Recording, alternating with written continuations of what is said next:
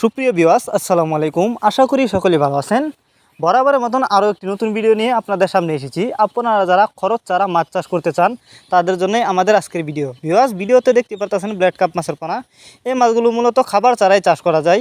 এই মাছগুলো পুকুরে থাকা শামুক, ঝিনুক এগুলা খেয়েই কিন্তু বেঁচে থাকে। তো আপনারা যদি এই মাছগুলি চাষ করতে চান আমাদের কাছ থেকে সংগ্রহ করে চাষ করতে পারবেন, কারণ এই মাছগুলো আপনারা কম খরচে চাষ করে বেশি লাভবান হতে পারবেন। এই মাছগুলো আমরা পিস হিসাবে বিক্রি করতেছি। আপনি চাইলে এই মাছগুলো যে কোনো পুকুরে বাংলা কাপ জাতীয় মাছের সাথে মিক্সরভাবেও চাষ করতে পারবেন।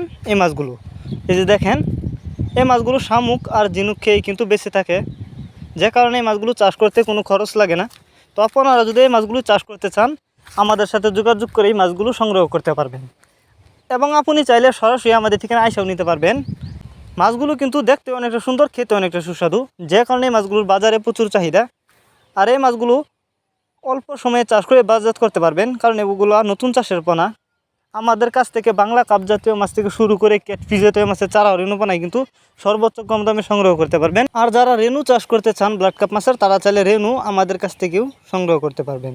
ভিডিওটি ভালো লাগলে লাইক করবেন। মাছ চাষ সম্পর্কে এরকম নিত্য নতুন ভিডিও পেতে আমাদের ইউটিউব চ্যানেলটি সাবস্ক্রাইব করবেন। ধন্যবাদ সবাইকে।